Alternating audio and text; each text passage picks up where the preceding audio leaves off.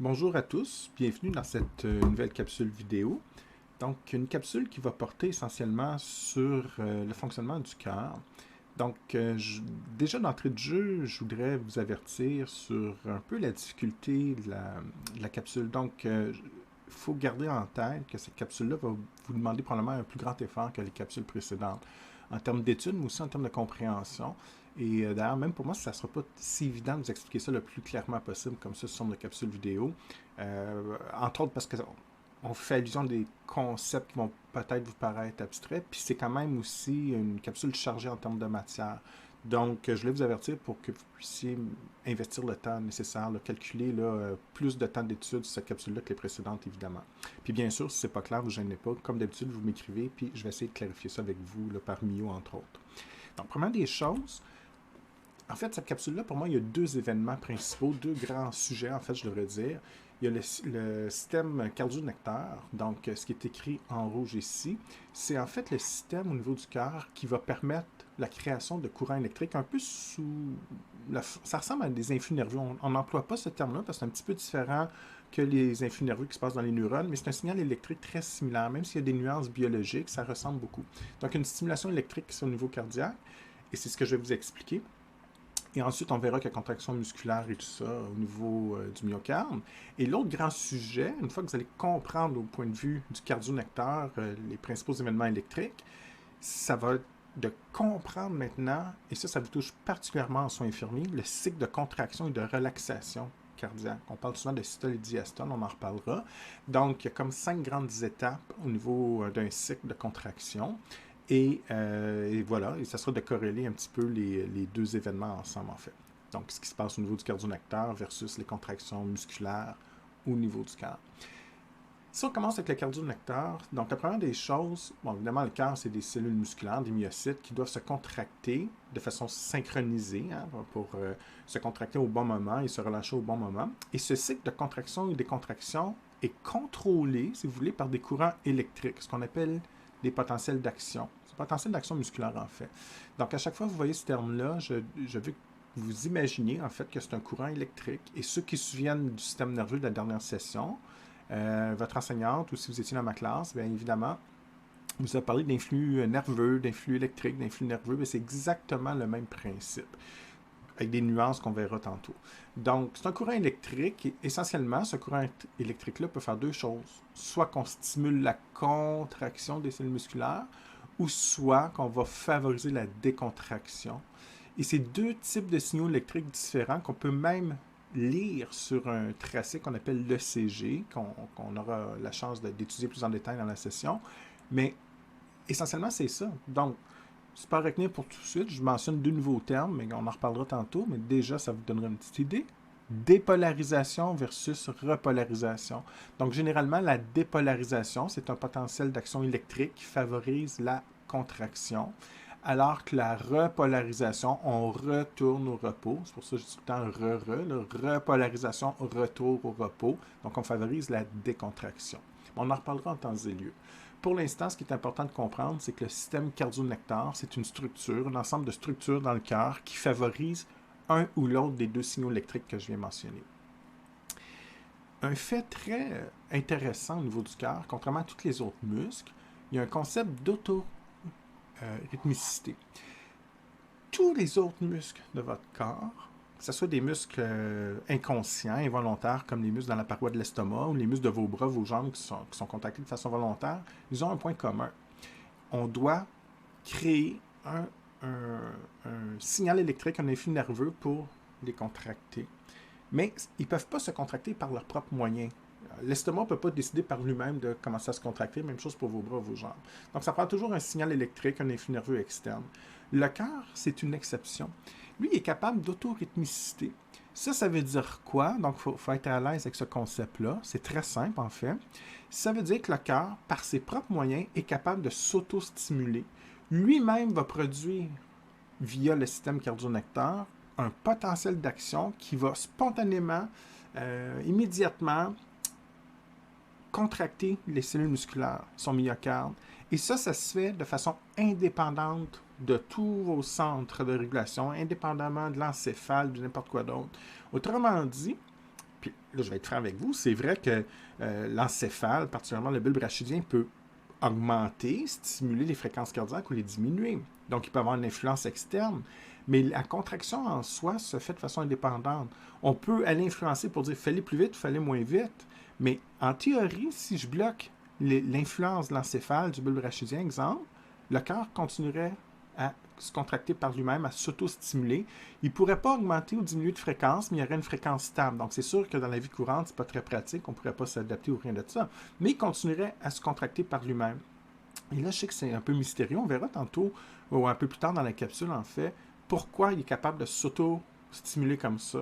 Mais en gros, il va y avoir différentes étapes biologiques, de processus biologiques. Quand il arrive au processus final, ça fait comme une boucle et ça va réenclencher l'étape 1. Exemple, s'il y avait 3 étapes, 1, 2, 3, quand j'arrive à l'étape 3, ça va restimuler la 1. On repasse 1, 2, 3, on restimule la 1 et c'est comme une boucle.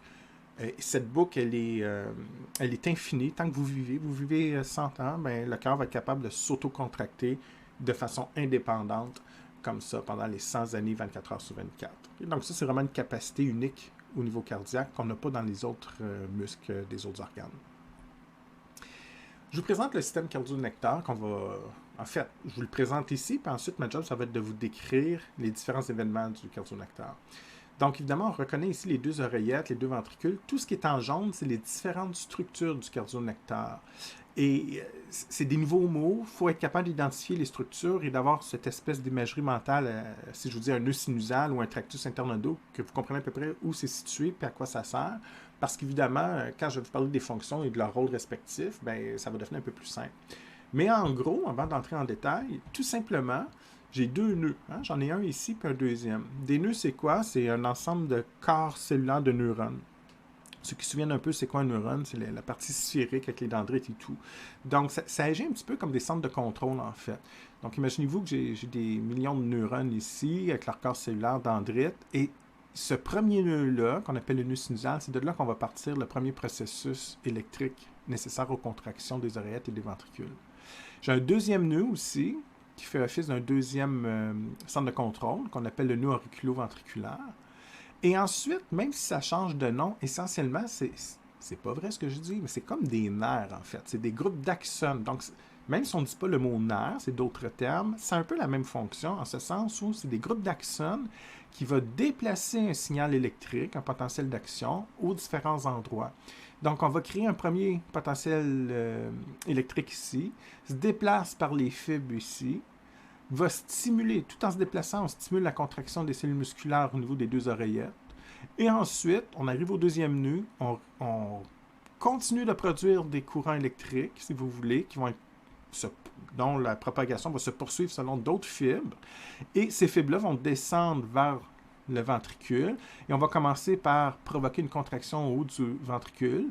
Et si le courant électrique, je le fais avec le poing, il continue à descendre selon ces fibres-là et on descend vers le bas. Donc par la suite, on va exciter d'un point de vue électrique les cellules qui sont situées plus dans la partie inférieure du ventricule. Et tout au long du déplacement, ou si vous préférez, de cette propagation électrique, on stimule au fur et à mesure qu'on se déplace la contraction des cellules musculaires, ce qui va provoquer les contractions des oreillettes dans un premier temps et éventuellement des ventricules. Parce qu'évidemment, ces contractions-là doivent se faire au bon moment. On ne veut pas que les oreillettes se contractent en même temps que les ventricules. Donc, chez une personne en santé, on commence par contracter les 2 oreillettes, la droite et la gauche. Et une fois que c'est fait, on va contracter éventuellement les 2 ventricules. Ça, c'est pour l'idée de base. Maintenant, si on regarde plus en détail, je l'écris en rouge ici, le nœud sinusal, donc ici, on commence l'histoire en fait. C'est là qu'on va créer le premier potentiel d'action. Je vais le faire sous forme de petites vagues comme ça. C'est un signal électrique qui va se déplacer tout au long des fibres en jaune qu'on appelle les tractus internodaux. Donc, quand vous voyez ce terme-là, sa fonction, c'est vraiment de conduire le potentiel d'action ou l'influx électrique. Mais le concept, c'est que le tractus inter, ça veut dire entre, nodo, les noyaux. Donc, c'est des tractus qui vont comme ça relier, donc des axones qui relient les 2 noyaux.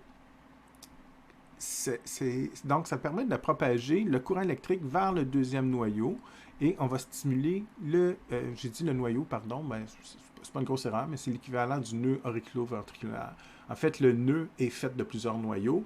Donc, je vais répéter pour être sûr que ça soit clair. Le premier nœud sinusal produit un premier courant électrique, se déplace vers le tractus internodaux, il y en a plusieurs, et ces tractus internodaux déplacent, propagent le courant électrique vers le deuxième nœud, le nœud auriculoventriculaire.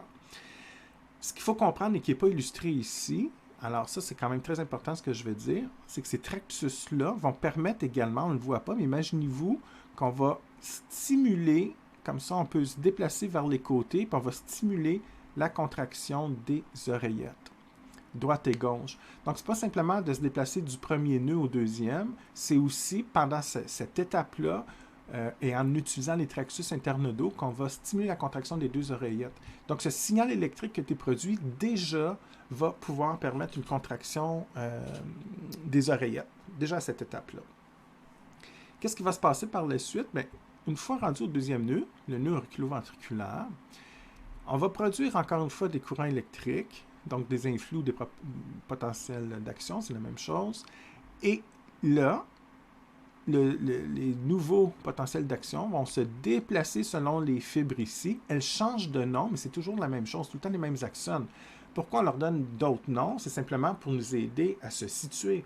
Ça serait trop compliqué de dire, ben là, on est à peu près en haut du ventricule, pas mal dans le milieu, puis on s'en va vers le bas. Donc, on a des termes pour localiser. Pour moi, c'est pas plus compliqué que des noms de rues pour savoir où on est situé en ville. Donc, c'est exactement le même concept, mais il faut malheureusement les apprendre. Donc, il y a un petit effort de par cœur ici. Mais l'idée, c'est qu'après le deuxième nœud, on va poursuivre le trajet, comme ça, par le faisceau auriculo-ventriculaire. Donc, ventriculaire, ventricule, auriculo. Littéralement, on vient de quitter les oreillettes et on commence à dépolariser ou exciter, si vous voulez, le haut des ventricules. Donc, à partir de cette étape, je dessine encore le courant électrique qui continue à se propager comme ça ici. Il va prendre les deux branches pour se séparer ici.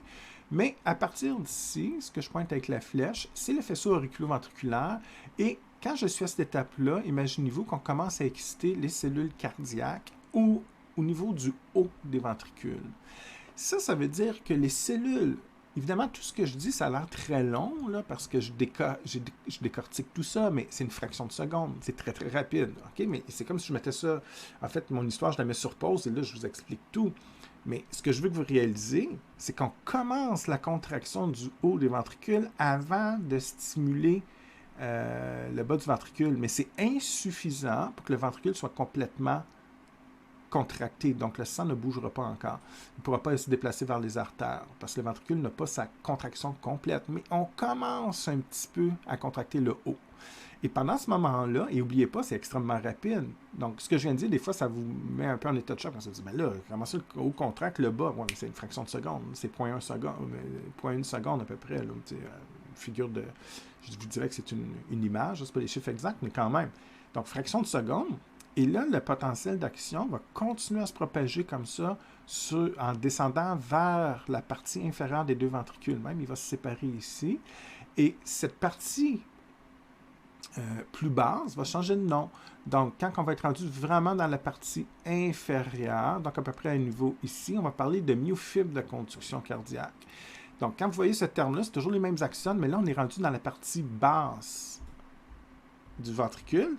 Et là, on va poursuivre la contraction et on va permettre de contracter comme ça la partie inférieure, donc la partie qui reste ici des cellules cardiaques, des myocytes cardiaques. Donc les ventricules, on complète la contraction des ventricules et là, la partie du haut et la partie du bas est contractée. 100% de la contraction ventriculaire est effectuée et là, on pourra expulser le sang éventuellement dans les artères. Donc, en résumé,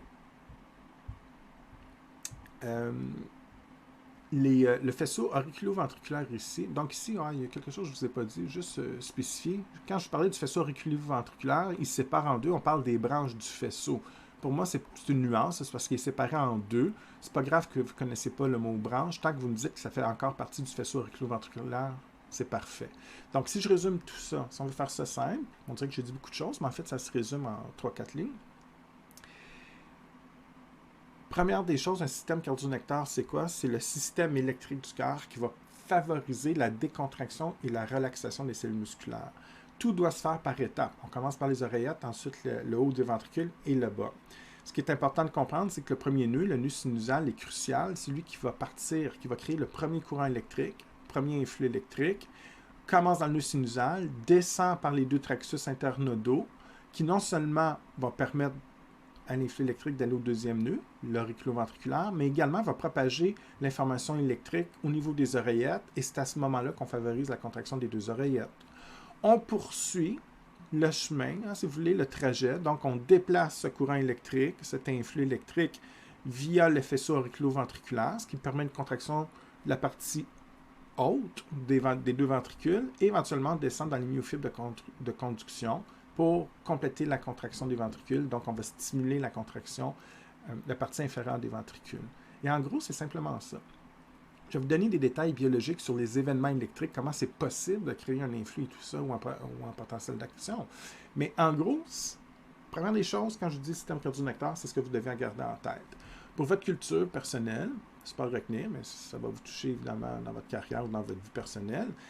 Vous connaissez peut-être le problème d'arythmie cardiaque. Il y a des termes en soins qui vont vous expliquer à un moment donné, ils vont parler de tachycardie, ça veut dire que la fréquence cardiaque est trop élevée, bradycardie trop ferme. Mais parfois, on va vous parler également d'arythmie cardiaque. Alors là, c'est pas que ça va trouver tout trop lent, puis c'est un problème très fréquent, en fait, dans notre population. C'est simplement des arythmies, ça veut dire que des fois, ça va trop vite, des fois, ça va pas assez vite, puis ça part, puis ça ralentit, puis ça va trop... Bon, donc, c'est irrégulier, c'est le terme qu'il faut garder en tête. Il y a plein de causes possibles. Des fois, on n'est même pas capable d'expliquer. Ça arrive très souvent, en fait. Mais une chose est sûre, ça peut être dangereux, ou des fois, ça peut juste amener des inconforts et tout, mais dépendamment de l'intensité et de la fréquence des arythmies. Mais pour régler ça, on met une petite pile, on appelle ça un stimulateur cardiaque. Donc, on met une petite pile électrique qui va remplacer le travail du nœud sinusal. Donc, généralement, c'est ici qu'on va jouer parce que, en fait, vous remarquez que c'est vraiment l'oreillette droite, que le nœud sinusal, il n'y en a pas à gauche. C'est vraiment l'oreillette droite qui est essentielle ici. Des fois, j'ai des gens qui me demandent, ouais, ben si il y a de la nécrose crise cardiaque au niveau gauche, c'est moins dangereux que la droite. Ça dépend toujours de l'intensité et de plein de facteurs, mais c'est vrai que si les neurones du nœud sinusal sont touchés ici, ça affecte le contrôle de la contraction cardiaque, alors qu'à gauche, il n'y en a pas de centre comme ça, il n'y a pas de nœud. Okay? Donc, c'est vrai que ça se situe juste dans le droit. Mais pour me revenir à mon histoire d'arythmie, en fait, c'est que souvent le nœud sinusal, pour X raisons, n'arrive pas à produire de façon régulière des influx électriques. Donc, dans ce cas-là, on va l'aider un petit peu. Parce que lui, il pourrait arrêter d'en faire, ou il n'en fait pas suffisamment, ou il en fait trop, ce qui explique les contractions désordonnées. Donc, on met une petite pile, et cette petite pile-là va remplacer le rôle du nœud sinusal et va émettre de façon constante, 24 heures sur 24, des signaux électriques qui vont remplacer. Donc, les gens qui doutent qu'on est des êtres chimiques et électriques, on est réellement des êtres électriques. On utilise une pile qui émettent l'effet d'un influx. C'est sûr que ça ne se fait pas de la même façon que d'un point de vue biologique, c'est pas les mêmes ions et tout ça, mais ça reste un signal électrique un peu différent du signal électrique d'un point de vue biologique, mais suffisamment pareil pour faire en sorte qu'on puisse imiter l'effet du nœud sinusal. Tout ce que je vous ai expliqué à la dernière diapo est comme résumé ici. Alors, avec les images du livre, avec le texte aussi dans le manuel que vous pouvez lire. Puis, je vous ai fait un petit résumé sous forme d'encadré ici, qui en fait explique exactement ce que je vous ai dit à la dernière diapo, sauf une petite nuance que je vais apporter dans 2 secondes. Donc, vous pouvez relire ça si les explications à la dernière diapo ne sont pas claires. Mais c'est exactement la même chose. Donc, vous avez les événements avec les différentes structures du système cardio-nectar. Donc, je ne reviens pas là-dessus, évidemment. La vraie question, c'est de savoir maintenant comment je vous dirais ça? En fait, essayez de répondre à cette question-là. Tantôt, je vous disais, les oreillettes doivent se contracter avant les ventricules. Donc, il ne faut pas que ça se fasse en même temps, ça pourrait être problématique. Alors, la question à 100 $, c'est de savoir, mais comment on fait, du point de vue du système cardio-nectar, pour justement permettre la contraction des oreillettes, ici, avant les ventricules. Et on le voit bien ici, il y a une dépolarisation, là, ça veut dire une excitation électrique au niveau des oreillettes, les ventricules sont relax, et éventuellement, c'est au niveau des ventricules qu'on va pouvoir contracter. Pendant qu'on va contracter les ventricules, les oreillettes vont être relâchées. Et c'est très simple, en fait. Une petite adaptation biologique, toute bête, qui va permettre de faire un ralentissement dans le déplacement des ions qui fait qu'on va permettre, de façon, une fraction de seconde, si vous préférez, permettre la contraction des oreillettes et on va favoriser en fait, on va ralentir le déplacement du signal électrique lorsqu'il va se déplacer vers les ventricules. Et comme il va être ralenti, il n'y aura pas le temps de se rendre aussi rapidement au ventricule, ce qui laisse le temps aux oreillettes de se contracter. Et ce que je viens de dire là est expliqué par le phénomène ici entre parenthèses. On vous dit, oups, en fait, je l'ai encerclé, hein, c'est à savoir. Donc, le diamètre des fibres est plus petit. Donc, les axones, je vais faire un dessin pour illustrer ça. Imaginez-vous, situation A, j'ai un petit diamètre d'axone. En situation B, j'ai un très grand. À votre avis, lequel va favoriser le déplacement de façon plus efficace et plus rapide? Le courant électrique? La réponse est B. Parce qu'un courant électrique, un potentiel d'action, c'est causé par le déplacement de certains ions chargés. Donc, exemple, si j'ai des ions qui sont chargés ici, dans B, comme j'ai un grand diamètre, j'en ai plus. A, j'ai moins de place. Donc, qu'est-ce que ça fait? Bien, dans A, je peux en déplacer moins, ça va être plus difficile de déplacer. B, je vais en déplacer plus. Et là, ce qu'on va faire, c'est qu'au niveau du système cardio-nectar, donc si je symbolise un petit peu le dessin, je vais le faire de façon schématique. J'ai le nœud sinusal ici, je vais marquer NS.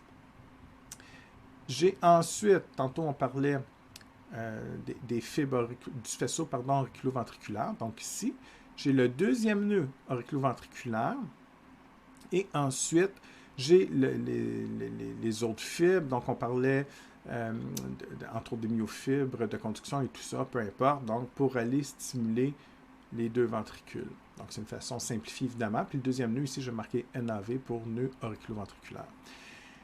Le concept, tout simplement, c'est qu'on va provoquer un rétrécissement au niveau du diamètre des axones aux endroits stratégiques, ce qui va provoquer un ralentissement.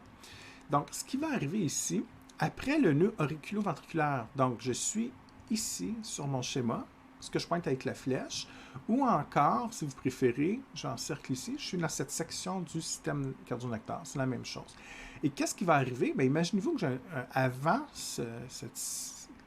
avant l'endroit que j'ai pointé avec la flèche, les axones sont grosses comme ça, très grosses. Okay?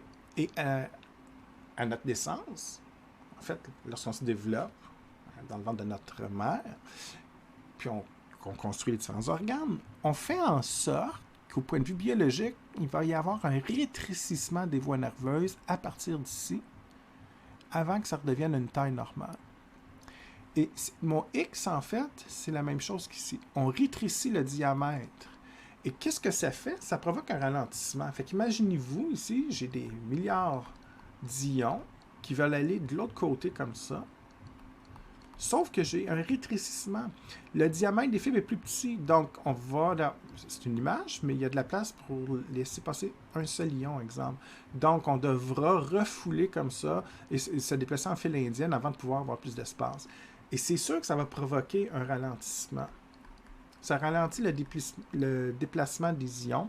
Donc, ça ralentit la propagation du courant électrique. Une image très simple. Vous prenez l'autoroute à 3 voies, ça va bien. Il y a un accident dans la voie de gauche. Bien, on ferme la voie de gauche et on laisse les deux autres voies ouvertes. Ou pire, on ferme la voie gauche et centrale, puis il reste juste la voie de droite. Vos voitures, c'est les ions. Qu'est-ce qui arrive? C'est pas long qu'il va y avoir de la circulation. On ralentit le déplacement des voitures ou des ions, puis là, tout le monde doit converger vers une voie. La circulation est très, très lente. Et aussitôt que ça tombe à 3 voies, ça redevient rapide. C'est exactement ce qui va se passer. Donc, c'est fascinant en ce sens où c'est tellement une stratégie simple, mais qui a un impact. Et l'impact biologique de ce ralentissement-là va faire en sorte qu'on va permettre la contraction des oreillettes avant les ventricules.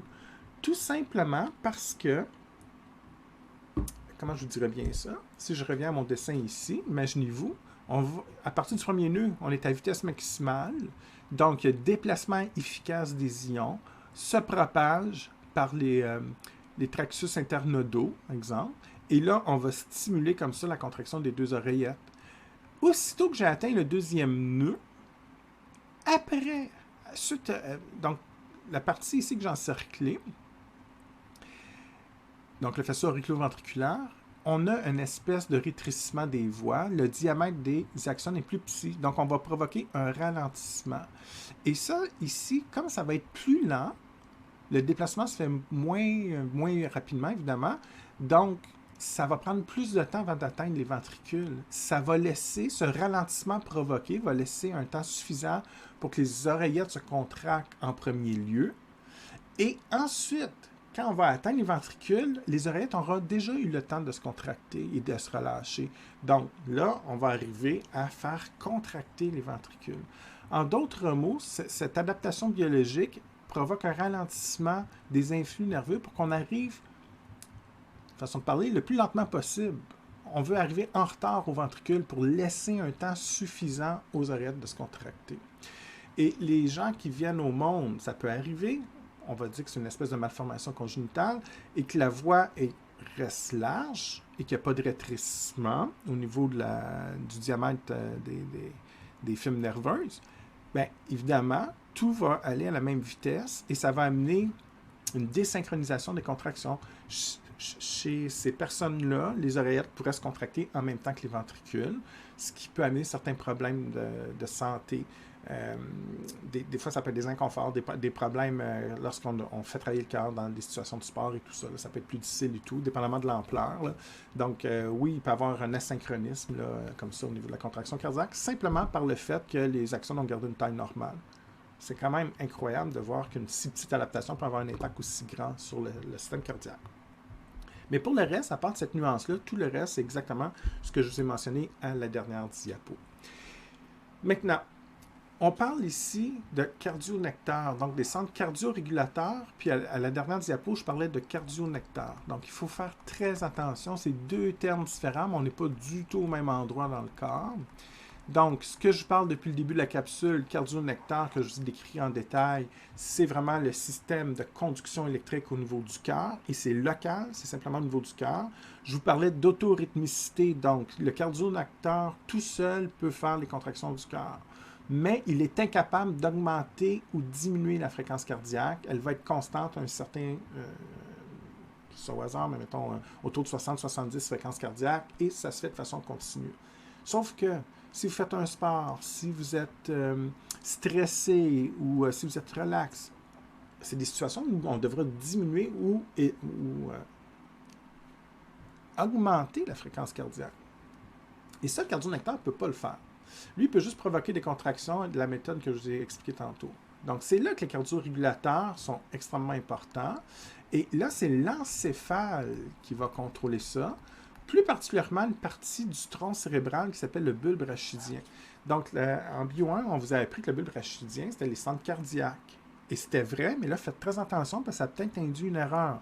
Si votre prof vous disait que c'est un centre cardiaque, c'est parfait. Mais l'erreur que vous faites généralement, c'est que vous pensez que c'est grâce au bulbe rachidien qui contient les différents centres cardiaques qui va contrôler directement les contractions du cœur et ce n'est pas tout à fait exact. Je veux que vous pensiez ça plus comme une influence cardiaque. Donc, en fait, le bulbe rachidien, avec ses centres cardiaques, c'est pour ça qu'on dit cardio-régulateur, ne peut pas provoquer directement la contraction des cellules musculaires. C'est impossible. Ça, c'est le cardionectaire qui fait ça. Mais va pouvoir influencer l'activité du cardionectaire.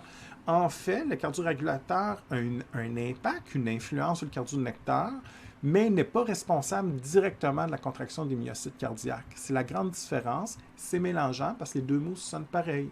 Mais là, vous réalisez que cardionectaire, c'est le système électrique au niveau du cœur, alors que le cardio-régulateur, on est au niveau de la tête. On est dans l'encéphale, plus particulièrement dans le bulbe rachidien. Deux endroits complètement différents.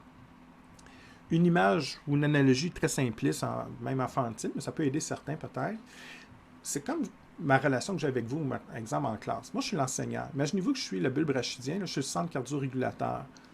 Puis vous autres, vous êtes les cardionectaires. Puis là, je vous dis, étudiez. C'est important pour l'examen. C'est pas moi qui fais le travail. C'est moi qui vais vous influencer. Mais vous faites le travail.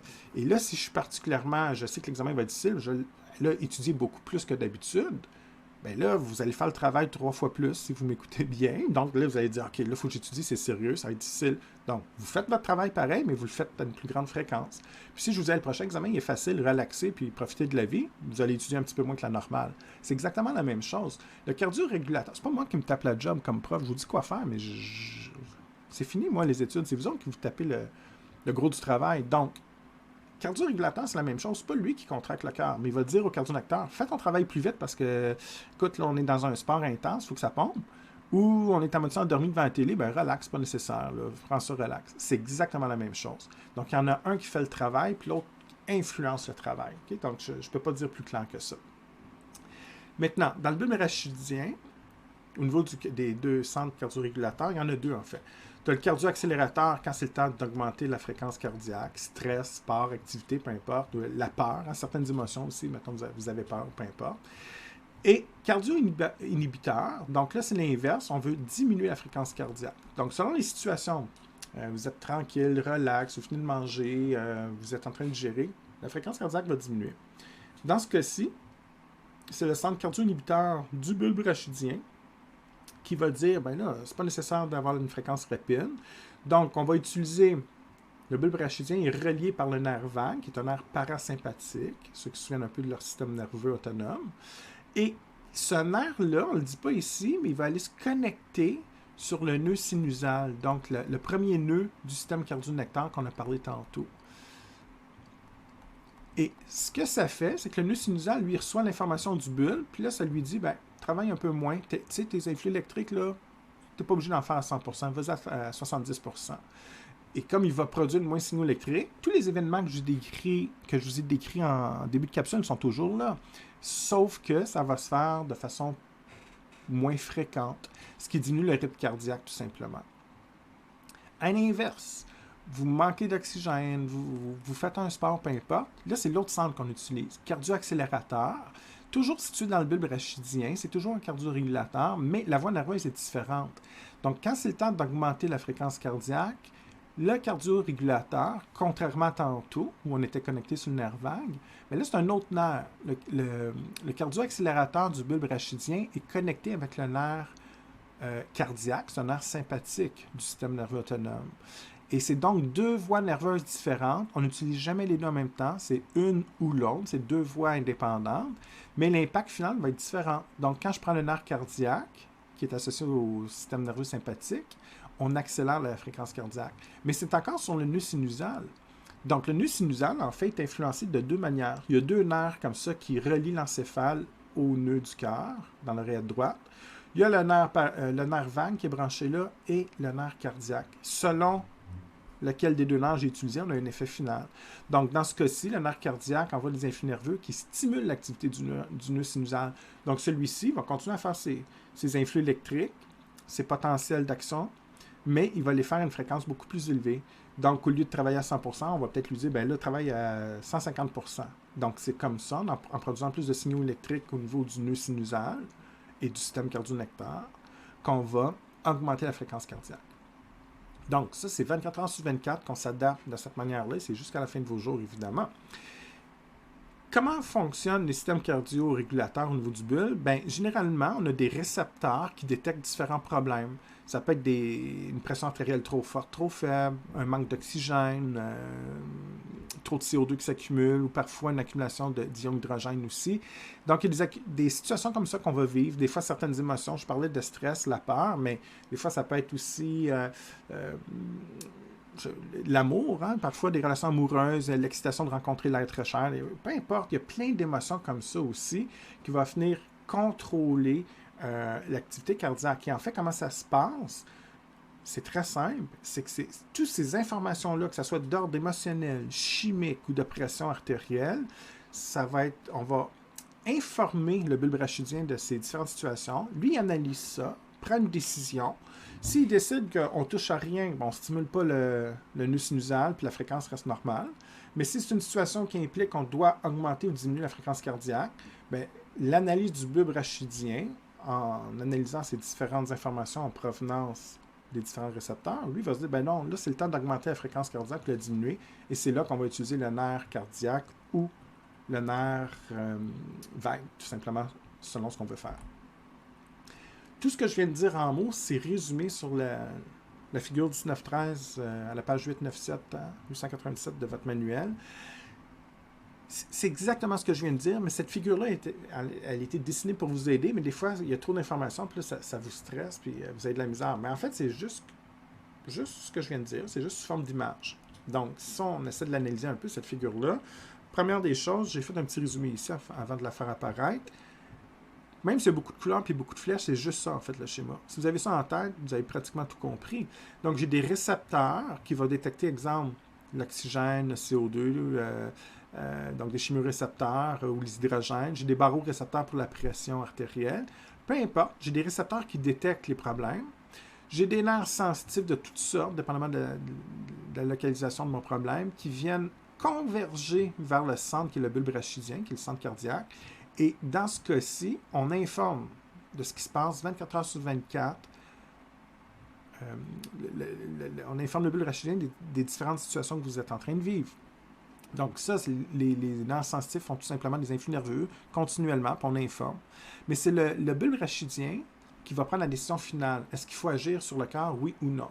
Si oui, bien là, dépendamment de ce qu'on veut faire, diminuer ou augmenter la fréquence cardiaque. On va utiliser soit le nerf sympathique ou parasympathique, donc nerf cardiaque ou vague.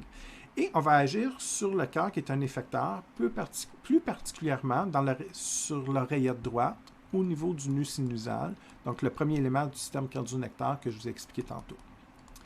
Et c'est tout. C'est vraiment ça qui va se passer. Donc maintenant, si je regarde la vraie image et que je fais disparaître cette information-là, puis je vous encourage à comprendre juste ce que je viens de dire avant de regarder le dessin au complet. Donc, si ce que je viens de dire, c'est clair, quand vous allez étudier, là, vous avez le droit de regarder ce dessin-là. Mais c'est exactement la même chose. Donc, si vous le décortiquez de la même manière que je vais faire, ça va devenir beaucoup plus simple. Avant de vous l'expliquer, il faut juste se situer. Ce que j'encercle ici, c'est la tête, et c'est vraiment le bulbe rachidien que je pointe avec la flèche ici. Donc, c'est là qu'est le centre, les centres cardio-accélérateurs et inhibiteurs. La voie en bleu, c'est les différents récepteurs qui sont situés un peu partout dans votre corps. Mais les plus importants, en fait, c'est les barorécepteurs qui servent à détecter les variations de la pression artérielle, si votre pression est en dessous de la normale ou au-dessus de la normale, donc hypotension ou hypertension, c'est les autres qui vont être activés. Puis généralement, les barorécepteurs les plus importants sont situés au niveau des carotides, donc les deux artères au niveau de votre cou. Et on a des barorécepteurs également qui vont être au niveau de l'oreillette droite. Donc, c'est l'oreillette droite, mais aussi au niveau de la aorte, okay? Donc, qu'on peut avoir ici. Donc, on détecte des problèmes de pression. Si on a un problème chimique, on a des chimiorécepteurs qui peuvent détecter, en fait, j'ai marqué pH ici, c'est trop acide ou trop alcalin, mais c'est surtout les hydrogènes, en fait, qu'on va détecter. L'oxygène, CO2, donc, si ces substances-là sont en très grande quantité, en dessous des normales ou en dessous, on va stimuler ces chimiorécepteurs-là aussi. Et à partir des récepteurs, peu importe leur localisation, même place, la carotide ou la aorte, qu'est-ce qu'on fait? Bien là, la voie en bleu, la flèche en bleu, c'est des nerfs sensitifs. Vous n'avez pas à prendre un nom, simplement nerfs sensitifs. Et ces nerfs sensitifs amènent, donc ils sont connectés sur les récepteurs, et amènent sous forme d'influx électrique, influx nerveux, de l'information comme ça dans le centre ici du bulbe rachidien. J'ai deux centres, cardio-accélérateur, cardio-inhibiteur. Donc, exemple, si vous manquez d'oxygène, on va utiliser le cardio-accélérateur pour augmenter la fréquence cardiaque, augmenter le déplacement des globules rouges pour transporter plus efficacement l'oxygène à destination. Donc, dans ce cas-ci, on envoie des influx nerveux, on quitte le bulbe rachidien, on redescend par la moelle épinière. Donc ici, ça a l'air de rien. La moelle épinière, évidemment, je suis dans le milieu de votre dos. Et ça descend comme ça. Si c'est le nerf cardiaque, c'est pour augmenter la fréquence cardiaque. Donc techniquement, les influx vont quitter la moelle épinière, descend par le nerf cardiaque, qui est lui-même connecté sur le nœud sinusal. Et là, on va augmenter l'activité du nœud sinusal, donc l'activité du système cardio-nectaire. Et les contractions cardiaques vont se faire de façon plus rapide. Il y a d'autres branches qui se connectent un peu partout, j'en parle pas dans le cours. Ce qui est important, c'est vraiment la branche ici et comprendre qu'on stimule le nœud sinusal. À l'inverse, si on doit diminuer pour X raison la fréquence cardiaque, c'est le même concept, toujours les récepteurs qui viennent informer par les voies sensitives le bulbe, mais au lieu de prendre un nerf cardiaque, on va descendre par la voie en rouge ici, qui est le nerf vague, une voie parasympathique, et dans ce cas-ci, le nerf vague que je pointe par la flèche va tout simplement diminuer l'activité du nœud sinusal. Et c'est pour ça qu'on vous disait, en fait, j'essayais de vous expliquer tantôt, mais c'était difficile sans image, l'influence du bulbe rachidien. J'insistais sur le fait que c'est un cardiorégulateur parce qu'il vient influencer l'activité du cardiolecteur, ici du nœud sinusal, mais en soi, ce n'est pas le bulbe qui fait contracter les cellules musculaires, c'est vraiment le nœud sinusal qui va stimuler, comme je l'ai déjà dit précédemment, la contraction des oreillettes au début et ensuite des ventricules, mais l'influence du nœud sinusal, en fait, l'activité du nœud sinusal peut être influencée par les centres cardiaques de l'encéphale dans le bulbe rachidien. Donc, voilà, ça résume pas mal la régulation finalement de la fréquence cardiaque.